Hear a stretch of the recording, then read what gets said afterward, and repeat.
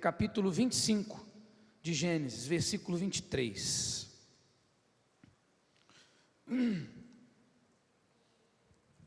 E por favor, segura a curiosidade, lê em casa tudo com calma para meditar. Vamos nos ater nos versículos principais para poder meditar agora. Se quiser ler tudo, você lê em casa com calma. Agora nós temos que meditar. Amém? Versículo 23. Respondeu-lhe o Senhor: duas nações há no teu ventre. Duas o quê? Então eram gêmeos, 2 filhos, Jacó e Esaú. Cada um representava uma o quê? Uma nação. Olha para mim, por favor. Cada um representava uma nação. Essa mãe, a esposa de Jacó, representa a igreja hoje. A mesma coisa acontece hoje na igreja. Por isso que muitos são chamados, poucos são escolhidos. Muitos são chamados, poucos são escolhidos. Os chamados representam um filho, os escolhidos representam outro filho. Nós estamos enquadrados aqui em um ou em outro. Se você está aqui na igreja, você está enquadrado em um dos 2 filhos. A sua vida é e será o que foi com um desses 2 filhos. Tudo que está na Bíblia é para a gente meditar, pegar o exemplo do que viveram, examinar a nossa vida e ver se estamos enquadrados nos acertos ou evitando os erros. Quando você lê a Bíblia e medita na sua vida, você examina a sua vida, você descobre o seu futuro. Se você se examinar hoje dentro do que você vai ler e ouvir, você vai descobrir até então como será o seu futuro. Porque um conquistou tudo e perdeu tudo, está no inferno hoje. E quando Deus fala dele, é exemplo de vergonha, de humilhação. O outro conquistou tudo, morreu abençoado e se tornou referencial de Deus. Então aqui, desse povo que está aqui, de todos vocês que estão aqui, tem aqueles que amanhã vão ser exemplo de vergonha, de dor, de humilhação, exemplo do que não fazer, vão acabar perdendo tudo. E existem aqueles aqui, que são poucos, é a minoria infelizmente, a Bíblia diz isso, que amanhã, daqui 10 anos, 15 anos, 20 anos, se Jesus não voltar até lá, não acredito que leve isso, mas até morrer, serão referenciais do Deus vivo. Quem olhar, não vai ver igreja, não vai ver universal na testa, não vai ver evangélico, vai ver o próprio Deus, amém? Compreende sim ou não? Mas bispo, o senhor está jogando praga? Não, não é praga nem maldição, o próprio Jesus sempre falou assim, para que nós venhamos acordar, entender que não existe segurança.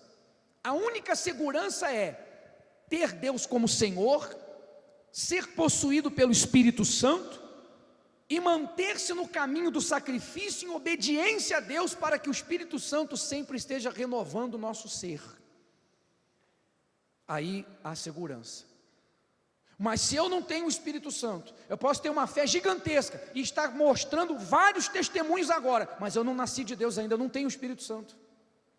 Eu não estou no caminho do sacrifício, eu não cuido dia a dia para que a luz, o que representa o Espírito Santo, será sempre aceso em mim, então é certo que eu vou ser destruído. Não tem como. Não é uma palavra bacana, ninguém quer ouvir isso, todo mundo quer ouvir coisa boa, sim ou não? É como o bispo falou na rádio hoje ou ontem, a gente procura tirar toda a emoção da igreja, porque se a gente ficasse cantando, batendo palma, e fizesse uma reunião como fazem, o coral, as pessoas iam amar a gente, mas poucos falam a verdade, porque a maioria, ou poucos, querem ouvir a verdade. Verdade ou mentira?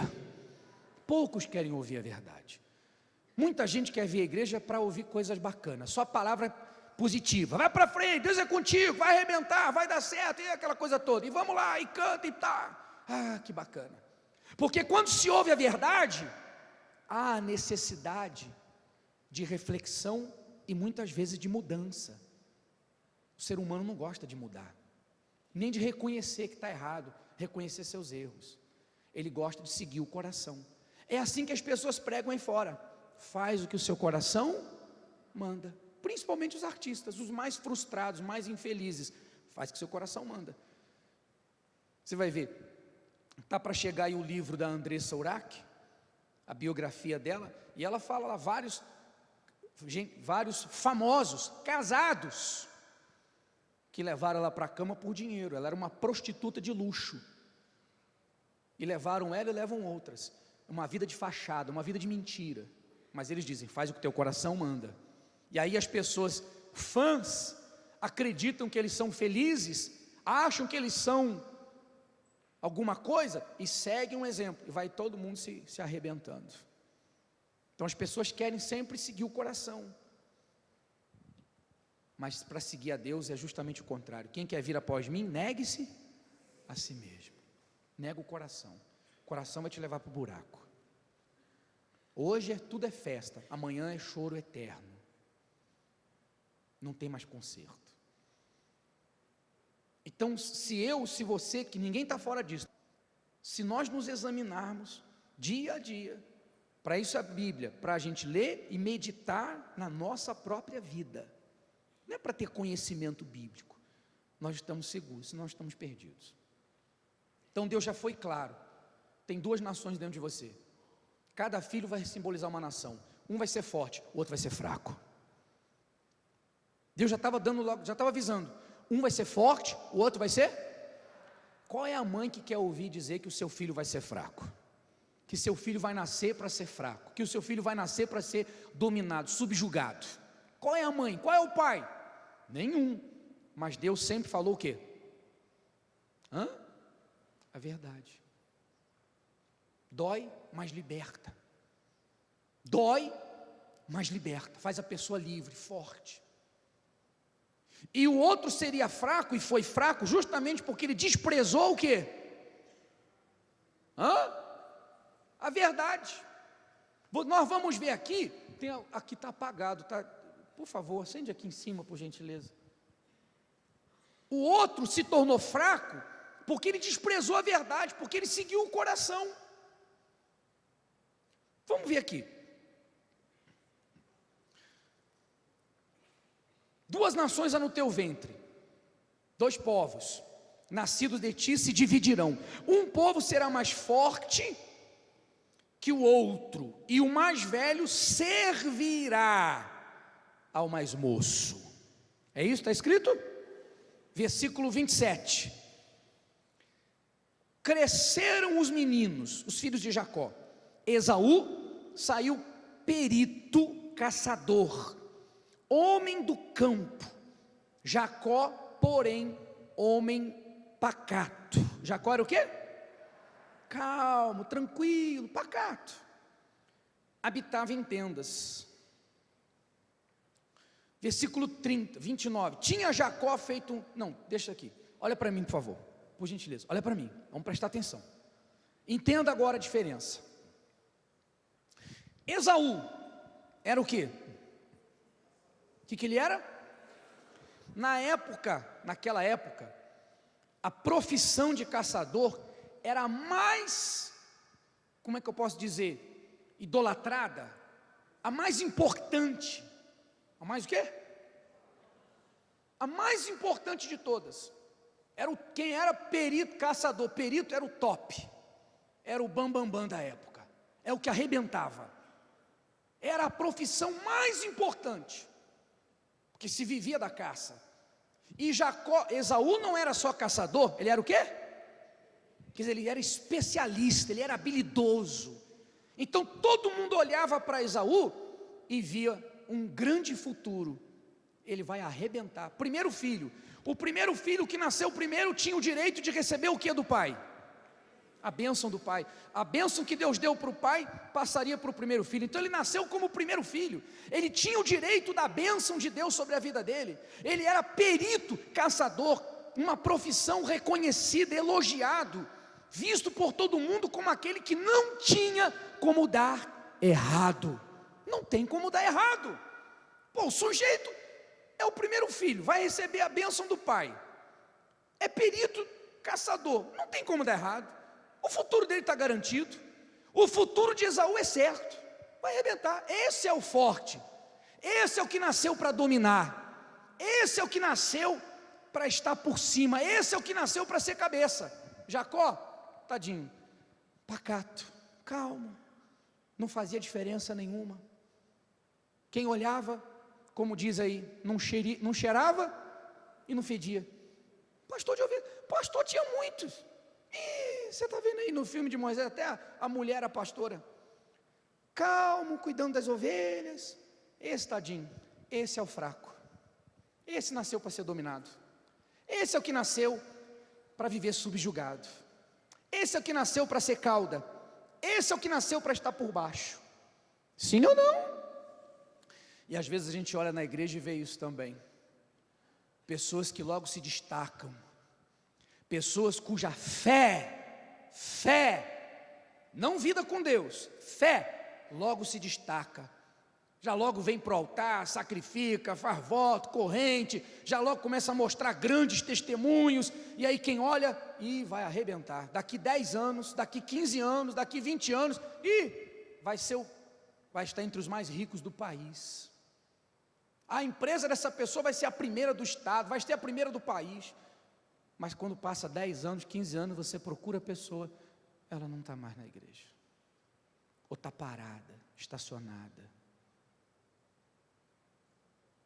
morta espiritualmente. E nós estamos cansados de ver isso. Pessoas que um dia se tornaram ricas, Deus queria fazê-las milionárias, não deu porque chegou até rica só, e aí elas pararam na vida com Deus e ficaram estacionadas, e outras saíram da igreja e caíram. Por quê? A mesma coisa de Esaú, mesma coisa de Esaú. Que o Espírito Santo abra a tua visão, a nossa. Qual era a diferença dos dois? O que havia de diferente nos dois? Por que Deus já tinha dito aquilo? Deus tinha predestinado? Foi uma predestinação? Sim ou não, gente? Não foi predestinação. Deus já sabia do futuro, das reações de cada um, das escolhas de cada um, das atitudes de cada um. Deus falou que um seria fraco e o outro seria forte, porque Ele já sabia das escolhas e atitudes e reações de cada um. Não porque Ele determinou assim, Ele predestinou dessa forma. Negativo. Então, o que aconteceu com Esaú? Por que ele nasceu para ser o primeiro? Por que ele nasceu para ter a bênção? Por que ele nasceu com tudo a favor dele? Por que ele se tornou perito no que ele fazia, admirado por todos, e no fim da vida ele se tornou um exemplo de vergonha? Depois nós vamos ler, lá em Hebreus, Deus fala assim: ninguém, quem?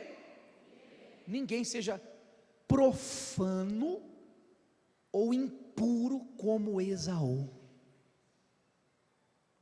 Ninguém seja profano ou impuro como Esaú. Quer dizer que o que nasceu com um futuro brilhante, hoje quando Deus fala dele, Deus fala de uma pessoa, como é que eu posso dizer?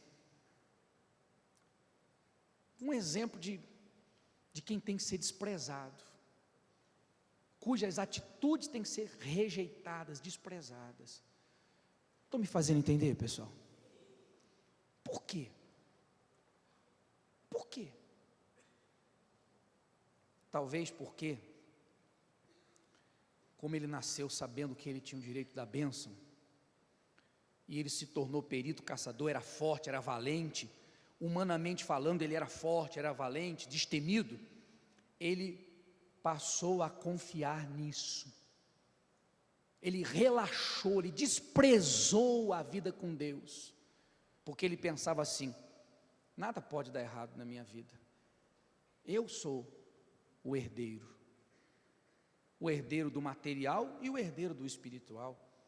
Eu sou mais forte que meu irmão, eu sou mais corajoso que o meu irmão, eu sou mais destemido que meu irmão, eu sou mais importante que meu irmão, nada pode dar errado. Então ele se apoiou na sua força, que representa a fé, só a fé na palavra de Deus, nas promessas de Deus. Ele se apoiou na sua habilidade, na sua coragem, ele se apoiou no fato do pai admirá-lo também. Então, por ele achar que estava tudo bem, tranquilo, seguro, ele passou a desprezar,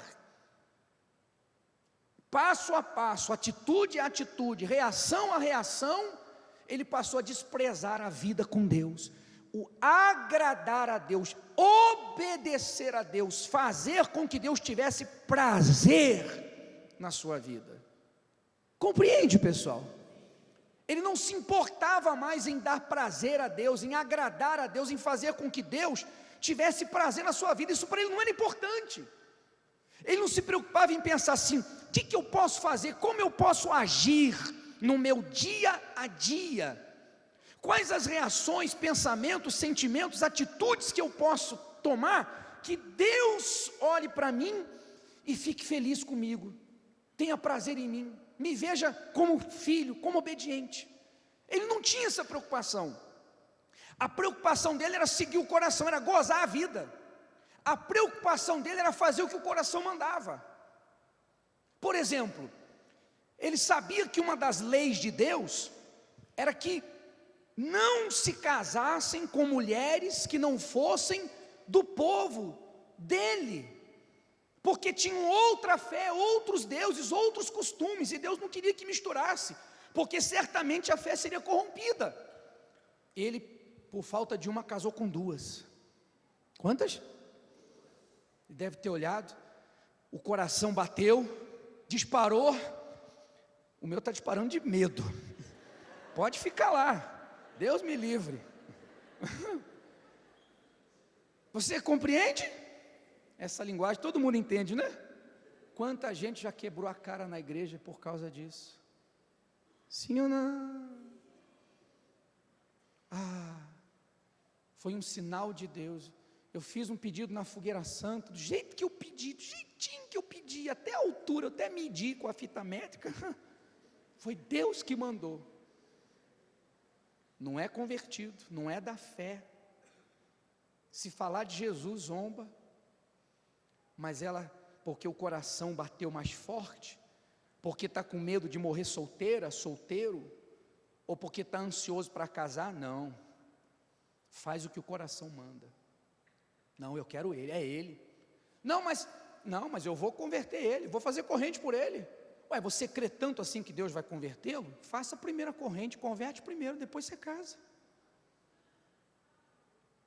Sim ou não? Mas não, já quer. É o caso de Esaú. Não, Deus não quer. Não, mas gostei tanto. É a mulher da minha vida. Não, eu vou me casar com ela. Com certeza, Jacó falou: meu filho, a mãe de Jacó não faz isso. Não, mas eu quero ela. Eu quero. Mas e Deus? Deus vai entender. Depois apareceu outra. Não, essa também casou com a outra. Então a gente vê por aí que a vontade de Deus para ele não valia nada. Ele só queria cuidar da vida dele. O importante era ele, a vontade dele, o prazer dele. Ele não via consequências, ele não importava-se com o futuro, o negócio é agora. Por isso que tem pessoas na igreja que não tem o Espírito Santo, porque ela acha que não é tão importante. O importante agora é resolver o problema, o importante agora é o marido se libertar, o importante é o filho sair das drogas, o importante é pagar a dívida, isso tem que acontecer, mas isso não é o mais importante, porque isso não vai salvar você. Seu marido convertido, seu filho liberto das drogas, você rico, não te garante salvação, não te garante paz. não sustenta o seu futuro. Porque todos nós, pessoal, todos nós, Jesus falou isso, todos nós. Ele disse: no mundo tereis o quê? O mundo vai odiar você, porque você vai me aceitar. Então todos nós vamos passar, enquanto aqui no mundo, situações de pessoas que nos odeiam, usadas pelo diabo, para tentar nos destruir. Vamos passar por aflições, vamos viver dias maus, e não há dinheiro, não há testemunho, não há conquista, não há fé que possa te sustentar, se você não tiver o Espírito Santo. Você pode falar assim: bispo, eu comecei lá e estou lá na frente, só vencendo na fé. Mas vai chegar uma situação, um problema, um dia em que sua fé não vai ser suficiente. Só o Espírito Santo em você vai te dar direção, vai te dar força, vai te sustentar segurança, vai te dar paz, para você saber o que fazer, conseguir fazer. Porque tem muita gente que até sabe o que tem que fazer, mas não consegue, sim ou não? Mas o Espírito Santo dá força, dá poder, aliás, poder. Quando ele fala: recebereis poder ao descer sobre vós o Espírito Santo. Esse poder é para quê? Para que esse poder? Para vencer o quê? O quê? A si mesmo. Porque poder para vencer o diabo é o nome de Jesus. Ele falou: no meu nome, quem crê, com o Espírito Santo ou sem, no meu nome vai expulsar demônios. Então quando o Espírito Santo vem, ele dá o poder para vencer a si mesmo. Coração enganoso, as emoções e os sentimentos. Ele guia, ele conduz, ele faz a pessoa livre. Ela não precisa de pastor, de bispo, de igreja. Ela tem o Senhor, o Criador dentro dela. Amém, pessoal? Você não vê o domingo?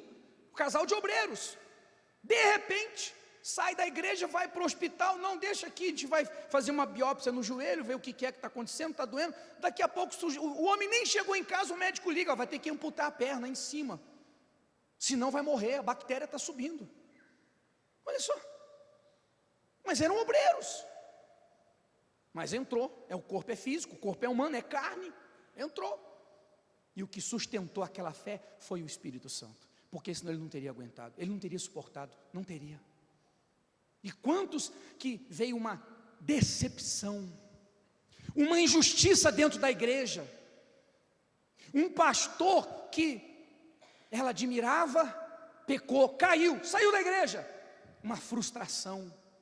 Alguém dentro da igreja que magoou, que injustiçou, alguma coisa aconteceu, ou vai acontecer, dentro ou fora da igreja, dentro de casa, uma tentação que a pessoa não vai suportar, alguma coisa, que só a fé, que só saber o que está escrito não vai ser suficiente. Só o Espírito Santo dentro da pessoa vai dar o poder de não se corromper, de não se frustrar, de não se magoar, de não se entregar.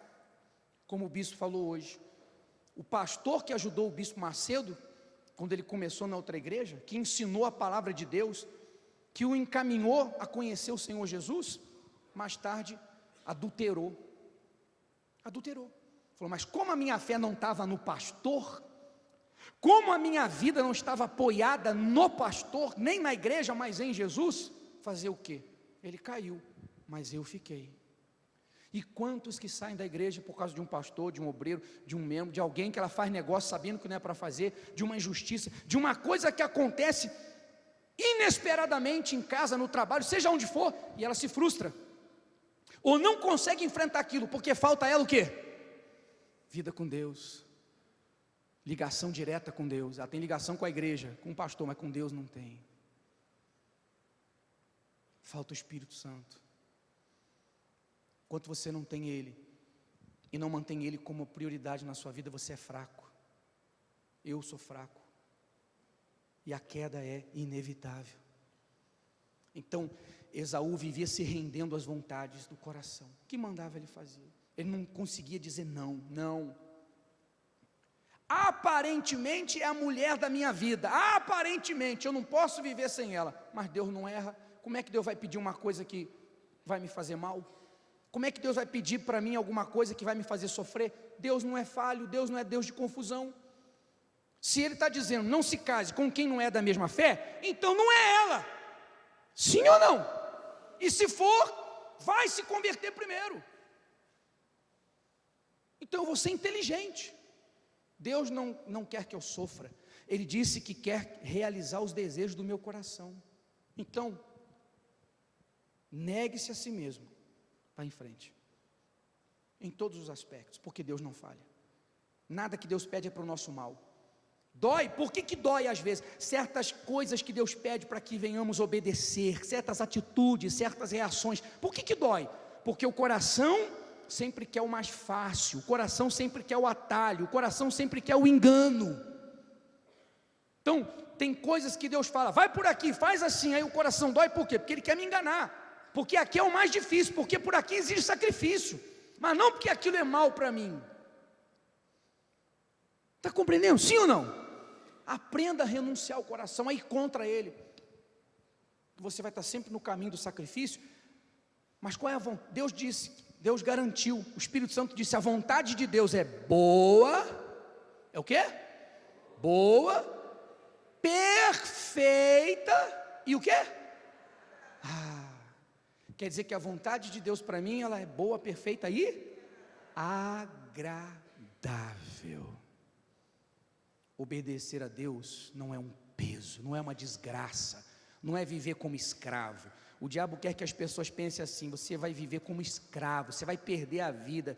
Mentira, porque na hora, repito, tem coisas que doem, não, mas vai ser do jeito que Deus quer, e quando eu me submeto a Deus, então lá na frente eu colho a vontade agradável. Se é ela, Deus cria uma situação, ela se converte, e aí ela vem para mim, transformada, convertida, com o mesmo Espírito, com o mesmo Deus, com a mesma fé. Se não é ela, vai aparecer outra. Amém, pessoal? Isso em tudo, no trabalho, em todas as decisões da vida. Olha de novo, versículo 29. Tinha Jacó feito um cozinhado, quando esmorecido veio do campo Esaú, e lhe disse, peço-te que me deixes comer um pouco desse cozinhado vermelho, pois estou esmorecido. Daí chamar-se Edom. Disse Jacó, vende-me primeiro o direito de primogenitura, de ser abençoado no teu lugar. Ele respondeu, estou a ponto de morrer, de que me aproveita o direito de primogenitura? Então disse Jacó, jura-me primeiro. Ele jurou e vendeu o seu direito de primogenitura a Jacó. Olha para mim, por favor. Por favor. Olha como é que o diabo engana. Então Esaú passou o dia inteiro caçando, estava cansado, estava com fome. Quando ele vem chegando em casa, passa pela casa de Jacó, sente o cheiro, vê aquele cozido. Me deixa comer. Não. Quer dizer, Jacó, ele era fraco, humanamente falando, mas para com as coisas de Deus ele era forte, totalmente o contrário. Se tivesse que passar fome, ele passava. Se tivesse que dar toda a comida para o irmão e fazer tudo de novo, ele fazia. Se tivesse que ir pelo deserto afora e correr o risco de morrer, para atravessar 800 quilômetros a pé, com a mão na frente e outra atrás, ele atravessaria o deserto. Depois que ele teve um encontro com Deus, foi enganado, mas se ele tivesse que suportar aquilo para ver a promessa se cumprir, o que tivesse que fazer, ele fazia. Quando Jacó foi, finalmente a Deus cumpriu a promessa de a Jacó, e o sogro dele veio querer até matá-lo talvez, e Deus proibiu, Jacó falou assim, de dia o meu corpo se consumia no calor, de noite na geada, no frio. Quando algum animal comia uma ovelha, devorava, eu pagava do meu bolso, você nem ficava sabendo. Quer dizer, eu gemi, eu trabalhei que nem um condenado para você só me enganou, mas o meu Deus me honrou. Amém, pessoal? Quer dizer, ele passava frio, ele gemia, ele trabalhava, ele enfrentava tudo, mas ele não voltou a ser o que ele era. É claro que a carne de Jacó, porque Jacó no princípio era um enganador. Quando o sogro dele começou a enganá-lo, eu duvido que o diabo não encostou e disse, engana ele também, de enganação você sabe. Para enganar, já que é para enganar, você sabe enganar mais do que ele. Já que ele está te enganando, paga na mesma moeda. Ele está trapaceando, trapaceia também. Mas você vê que ele foi forte. mesmo aparentemente por um tempo, não vendo a promessa de Deus se cumprir, ele confiava que a promessa iria, mesmo aparentemente sendo trouxa, sendo um burro, desculpa, mas humanamente falando, porque o patrão enganava ele e permanecia na fé, e confiando em Deus, e servindo a Deus, e sendo dizimista, aparentemente era um trouxa, mas ele não foi fraco para fazer a vontade de Deus, não desanimou, não retrocedeu, não voltou atrás, não brigou com Deus, não ficou perguntando cadê o porquê, ele sabia que ia se cumprir. Então para com as coisas de Deus era o quê? Fraco. O outro era? O forte humanamente falando era fraco espiritualmente, o fraco humanamente falando era forte espiritualmente, e aí o interior veio para fora. A fraqueza de Esaú se mostrou à sua volta, porque ele se tornou exemplo de vergonha, e a força de Jacó veio para fora, e se mostrou na riqueza que ele conquistou, em ser referencial de Deus. Espírito Santo, está dando para entender? É isso aí, quem nós somos diante de Deus. Então você vê que ele, e olha o exagero, eu estou a ponto de morrer de fome, você acha que ficar sem comer por algumas horas, ou um dia inteiro, vai morrer de fome? Mas olha o exagero do coração, o coração gritando, dizendo, você não pode ficar sem isso, você não pode ficar sem isso, mas e a bênção de Deus? A bênção de Deus não é tão importante assim, pela bênção de Deus, não vale a pena você passar por esse sacrifício, não, melhor você comer, melhor você matar a fome, é assim que o diabo coloca, não, pela bênção de Deus não vale a pena você perdoar essa pessoa não, essa pessoa não merece perdão, não, olha aquela lá mulher, olha essa oportunidade de corrupção, de pecado, de ganhar dinheiro fácil, olha isso, olha aquilo, pela bênção de Deus, você tem que quarta e domingo estar na igreja, não vale a pena, é assim, são as sugestões do diabo. Aí a pessoa fica, Deus entende, Deus sabe, aí ela ouve e não pratica, Deus entende, Deus sabe, fraco espiritualmente, se rende ao pecado, se rende a tudo, e aí essa fraqueza de dentro se põe para fora, é o que aconteceu com muitos, que nós falamos dos grandes testemunhos da Igreja Universal, porque um dia quando passaram a se apoiar na sua estrutura, passaram a ver seu capital de giro, número de contratos, de clientes,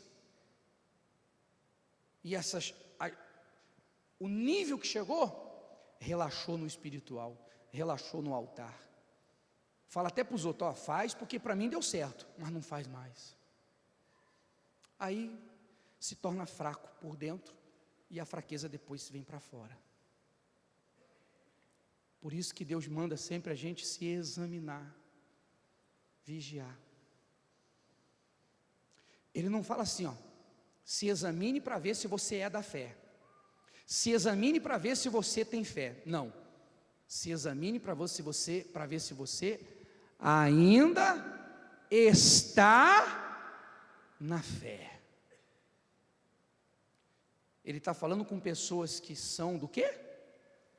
Da fé, mas será que você ainda está na fé? Ou só começou na fé? Só começou na fé, não só na fé de conquista, não, na fé salvadora, a fé transformadora, que é a fé de obedecer a Deus em tudo, e não só por interesse de ter alguma coisa, entregar sua vida, se batizar nas águas, assumir Jesus como Senhor, renunciar o que tiver que renunciar, fazer o que tiver que fazer. Fique de pé, por favor.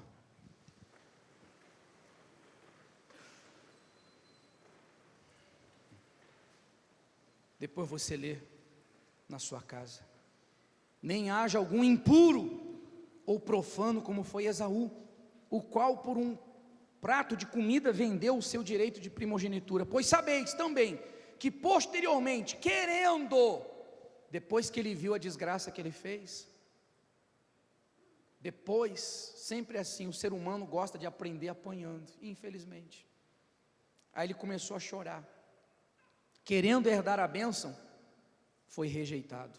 Foi o quê? Deus é misericordioso, mas quando a pessoa fica ouvindo a verdade, fica rejeitando a verdade, rejeitando conscientemente, chega uma hora que, agora, buscai ao Senhor enquanto se pode achar, pois não achou lugar de arrependimento, embora com lágrimas o tivesse buscado. Se você está aqui hoje, você ainda tem chance, você ainda tem oportunidade.